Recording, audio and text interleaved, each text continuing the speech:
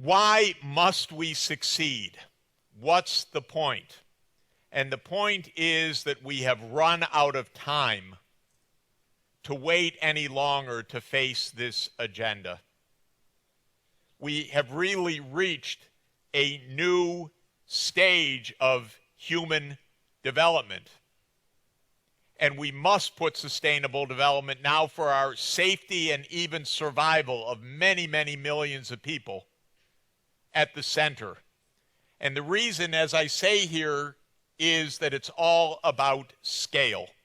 What do I mean by that? I mean that basically the world economy has now grown so large and so integrated, it has burst the seams, it has burst the boundaries of the Earth's physical systems, and it is also creating massive social dislocations within countries and in many parts of the world. Why? Well, it all starts with this machine. This is the machine that brought us the modern world. It's a very strange thing to say that one thing did it, but I think it's really right to say in this case that one machine triggered both our successes and our predicament.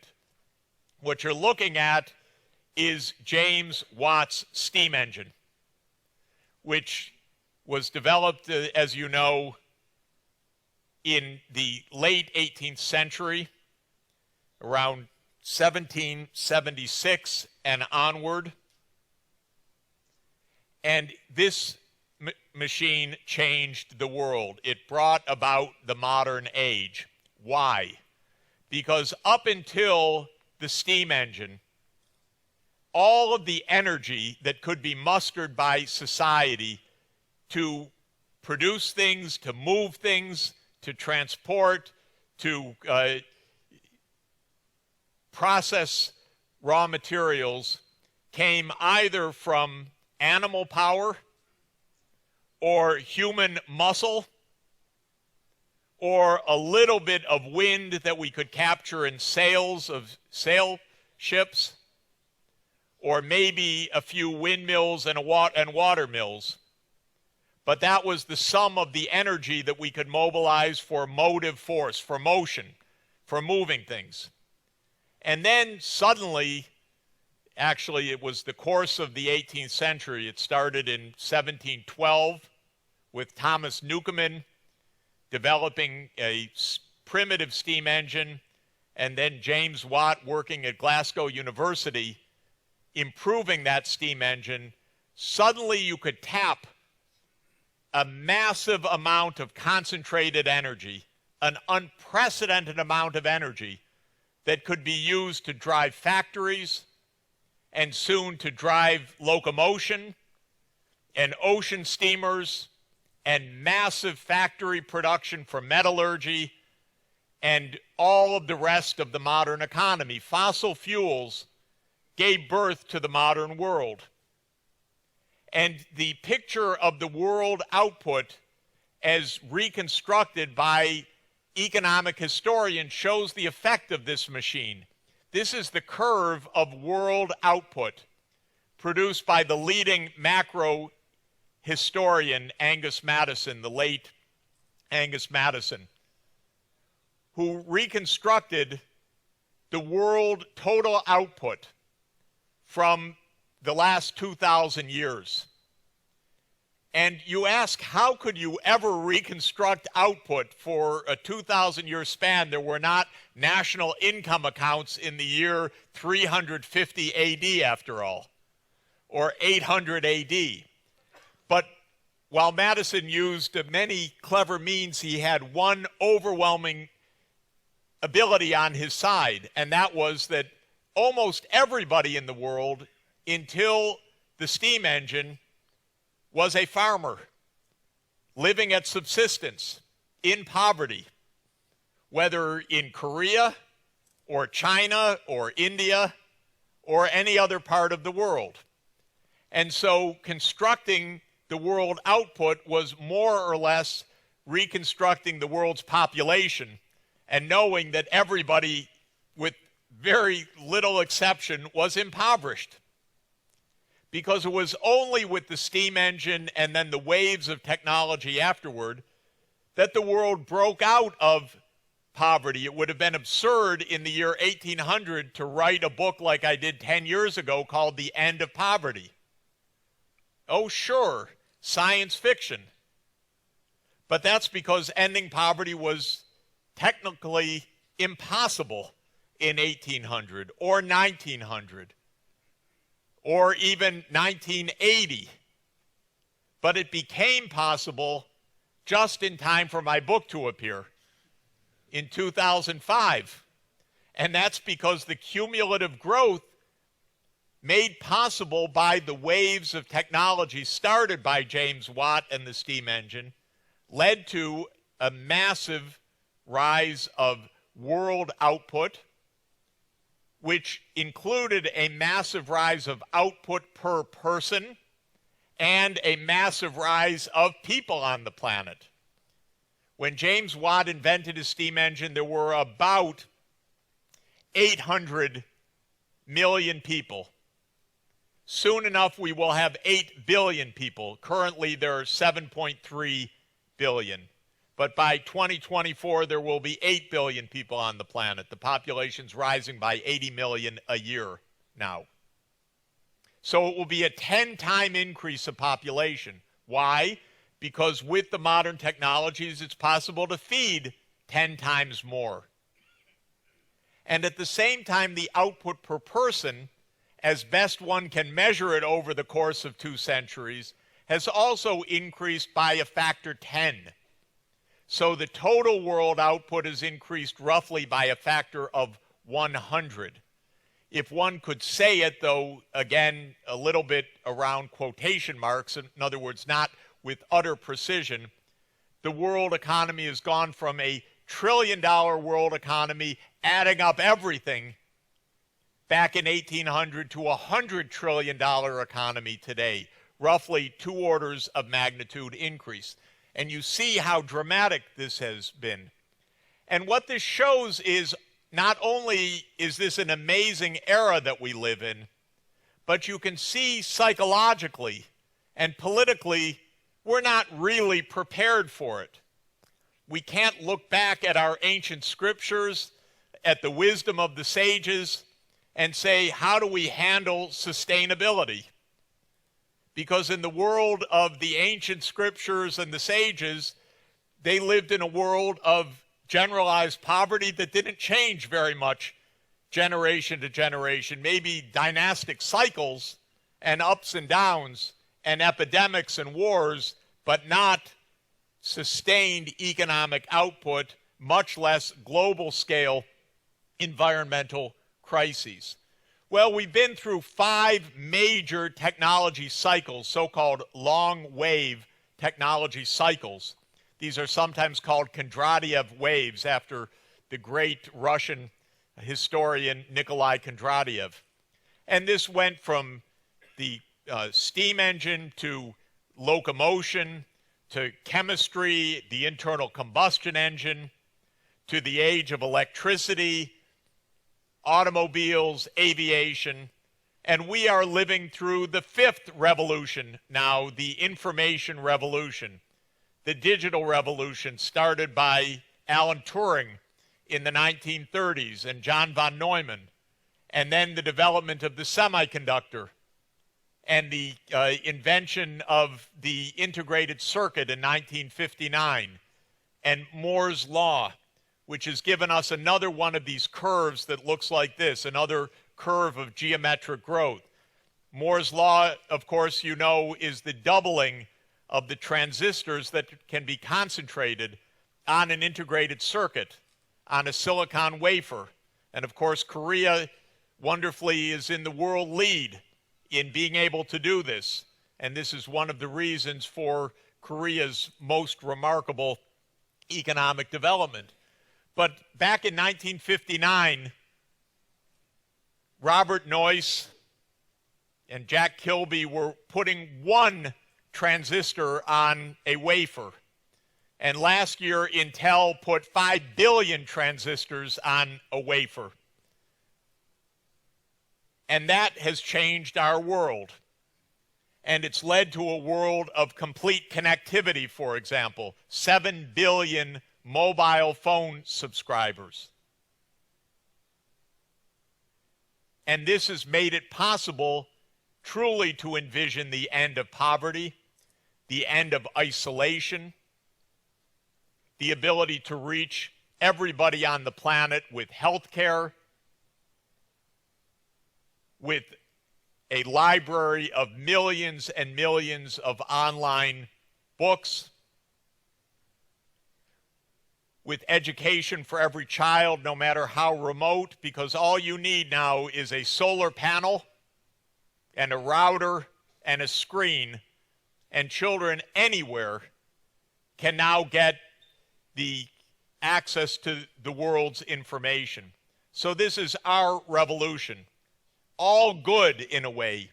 It makes possible economic development more dynamic than could ever have been dreamt before. This is Seoul in 1960. And this is Seoul today. Same picture, same location. Rather dramatic.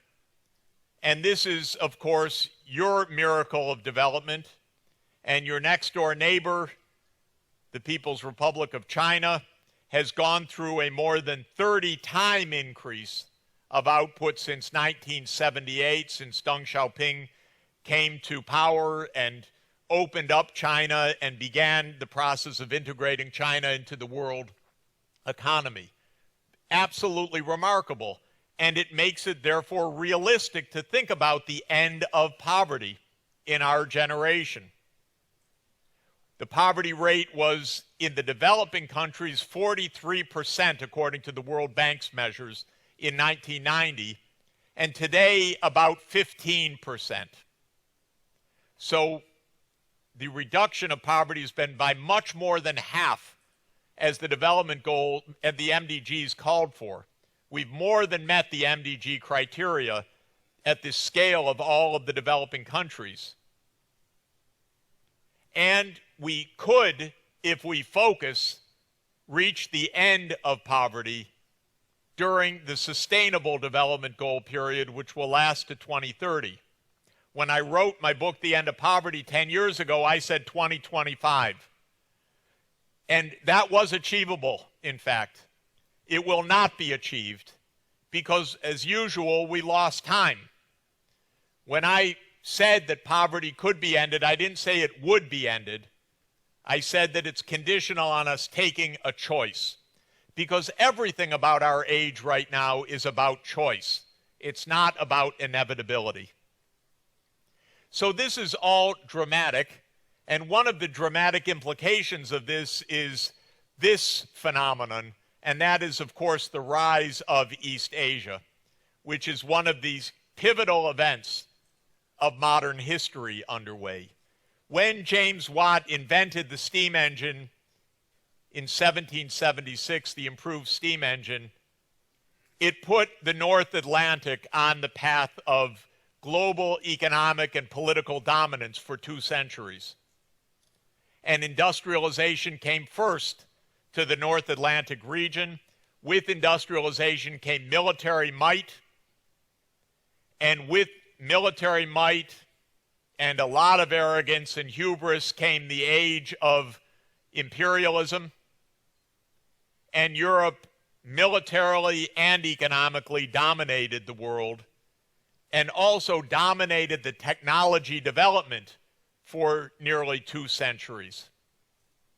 And of course, if you live in the North Atlantic, that came to be seen as natural, as a proof of some superiority of the system or the culture or something else. But of course, what is happening worldwide is that the science, the knowledge, the capacity of development has become worldwide, and especially with the end of the age of imperialism after World War II, the ability of countries all over the world to develop came to the fore. And East Asia, of course, led the way with the most remarkable economic catching up that the world has ever seen in history, with Japan, Korea, Taiwan, Singapore, Hong Kong, China, and Southeast Asia participating. And what I've shown here on the graph, back in 1990, you can see that what is now the European Union, the EU 28, and the United States together had around 50% of the world's output. That's the North Atlantic. And the total weight of China, Japan, and Korea combined was about 6%. That's back in 1990, not so long ago. As of today, China, Japan, Korea as an economic juggernaut is larger than either the United States or the European Union. And indeed, China has overtaken the United States as the world's largest economy this year, according to the IMF's measures, that is the purchasing power parity adjusted measures as the IMF implements them.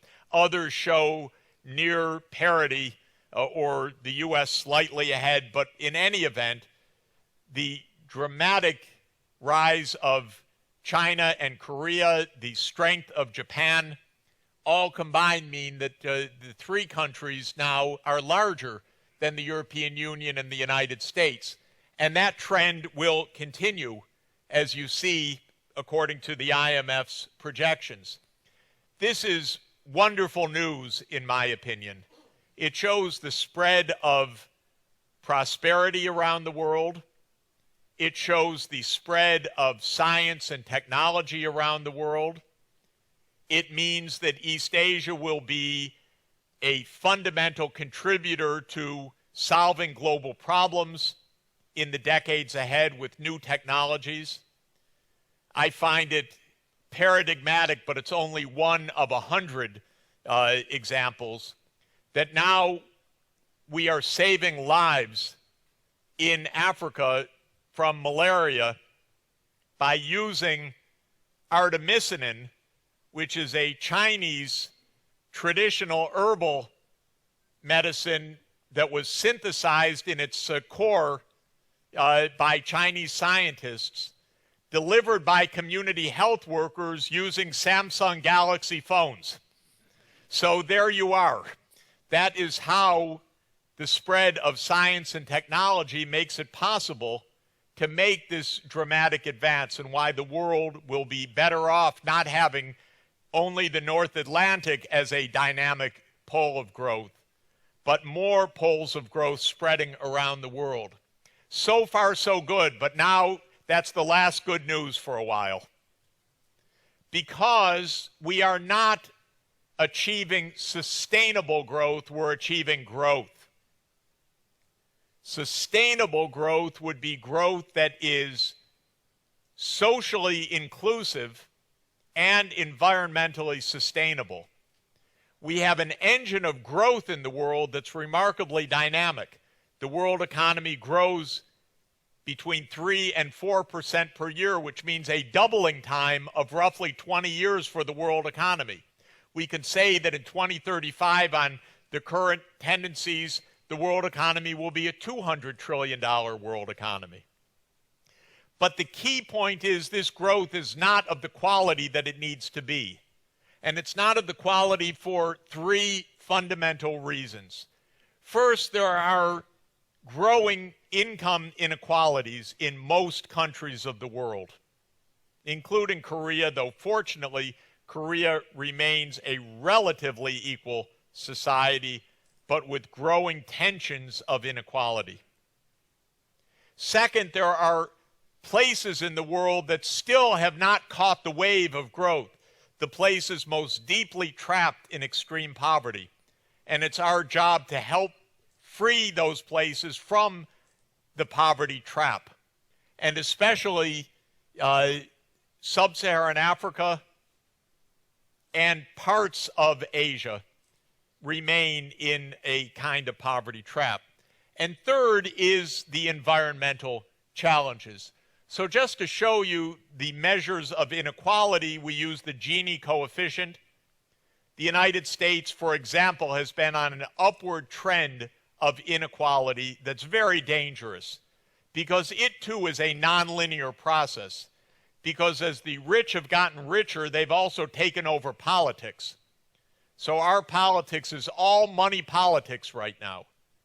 And the trick of the United States is that we legalized all of this. So the billionaires give as much as they want to the candidates, and then the candidates give the billionaires tax cuts. And this is called democracy. Very strange system, by the way.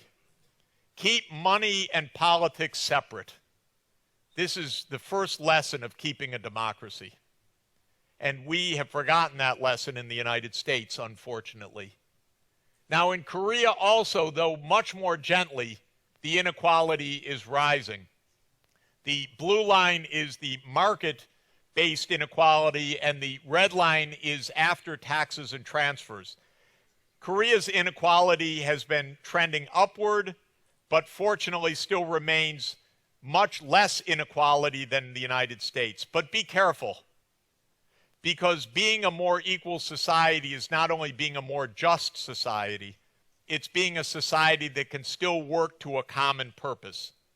And when societies become unequal, they are intrinsically, economically, and socially and politically unstable. Because the rich do everything to keep their privileges, the poor are desperate, and the fight between the classes destabilizes the ability of society to work together. So this is the first point that we have to watch in achieving sustainable development from the kind of development that we've had. The second, which I am not going to talk about at length, is the remaining challenge of helping those countries trapped in extreme poverty escape from the trap, except to say that we have all the tools that are needed. Every child could be getting an education no matter where they live. Every person on the planet could have access to health coverage because our technologies are that good. But in order for that to happen, the rich countries have to help the poor countries systematically. It won't take even 1% of our income. It's remarkable how tough it is to have us as rich countries even spend up to that 1%. It's begrudged, it's pushed against very hard. We resent it, which is terrible. Actually, I'm not even sure the people resent it, but the politicians are scared of it. And yet we should be far more generous to make a safer and more just world. But the third aspect that is the one that I want to just spend a few more minutes on, and that is the collision of a world economy that grows rampantly, 100 times growth since Mr. Watt and his steam engine, but the size of the planet hasn't grown at all during that 200 years. So the weight of humanity on the physical earth has now breached the basic barriers